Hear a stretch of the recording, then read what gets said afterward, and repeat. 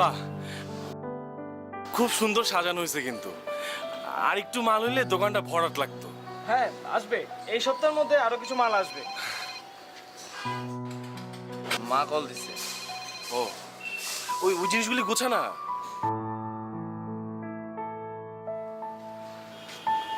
আপা আসসালামু আলাইকুম। ওয়ালাইকুম আসসালাম চুলু। শুনুন, এখন কিন্তু ওর কলেজের টাইম না, তারপরেও এখন বাসা থেকে বের হয়েছে। যদি ওর কলেজ থাকতো তাহলে ও ব্যাস থেকে সোজা কলেজে চলে যেত, বাসায় আসতো না। হুট করে এখন নাকি তার মনে পড়ছে তার নাকি একটা জরুরি ক্লাস আছে। আমি শিওর ও ডাহা মিথ্যা কথা বলতেছে। তুমি যদি এখন ওকে ফলো করো, আমি শিওর তুমি ছেলেটাকে পাবা। ঠিক আছে আপা, ভালো হয়েছে। এখন আমার কোনো কাজও নাই, আমি যাইতে পারবো। তোমার বাসা থেকে বের হয়ে এখন ধরতে পারবা ওকে? আমি বাসায় না তো এখন। আমার এক বন্ধু বইয়ের দোকান দিছে, আমি ওখানেই। এখান থেকে রুমিকে ধরা আরো সহজ হবে। প্লিজ তুমি ধরো ধরো, যাও তাড়াতাড়ি যাও তাহলে। অসুবিধা নাই আপা, আমি রুমিকে ধরে আপনাকে কল দিয়ে জানাচ্ছি। জানাও জানাও, ওকে ধরে তারপর আমাকে জানাও। অপেক্ষা করলাম। ওকে আপা। জিনিসপত্রগুলি সবগুলি দাম ঠিক করতে হবে, বুঝছিস? তাহলে মনে কর যে উল্টা পাল্টা হয়ে গেল তো ঝামেলা। কিরে, দোকানে কাস্টমার আসলো?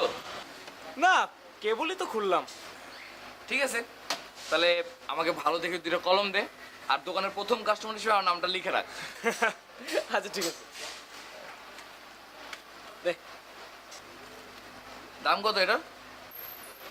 পাবলিকের কাছে তো 10 টাকা রাখবো, তুই 60 টাকা দিস। দোকানের প্রথম সদাই, কম দামে বেচলে হবে? এনে ধর 20 টাকা, ডাবল দাম দিলাম, যা। মামা, তোর পাখির জন্য কিনলি নাকি? আর কার জন্য? তাহলে বই খাতাও নিতে আসতে বলিস রুমিকে। চুপ শালা, দুনিয়া মানুষের সামনে এখন নাম বল। শোন, আমি গেলাম, বিকেলের দিকে আবার আসবো। ঠিক আছে, জায়গা তুই বুঝা।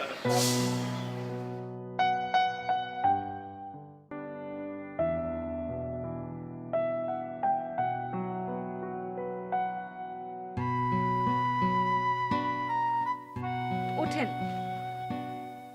কি হলো, তাড়াতাড়ি ওঠেন। এই কলম দুটো রাখো। কিসের কলম এগুলো? আমি তো কোনোদিন তোমাকে কিছু দিতে পারি নাই, তাই ডালিমের দোকানে প্রথম ক্রেতা হলাম। তোমার কলম দুটো কি? Thank you. ধরো, তোমার আপাকে একটা কল দিন।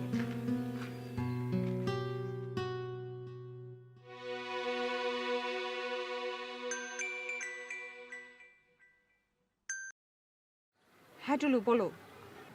আপা, এই মাত্র আমি রুমিকে ধরতে পারছি, আর ফাঁকি দিতে পারবে না, একদম আমার হাতের মুঠোয়। গুড, এবার দেখো ও কি করে। ঠিক আছে আপা, রাখলাম। ঠিক আছে ঠিক আছে। মানে কি সবের? তোমার আপা আমাকে বলছিল যে আমি যাতে তোমাকে ধরে তাকে একটা কল দিই, তাই সত্যি সত্যি তোমাকে ধরে তাকে একটা কল দিয়ে জানাই দিই। শয়তান। ওঠেন।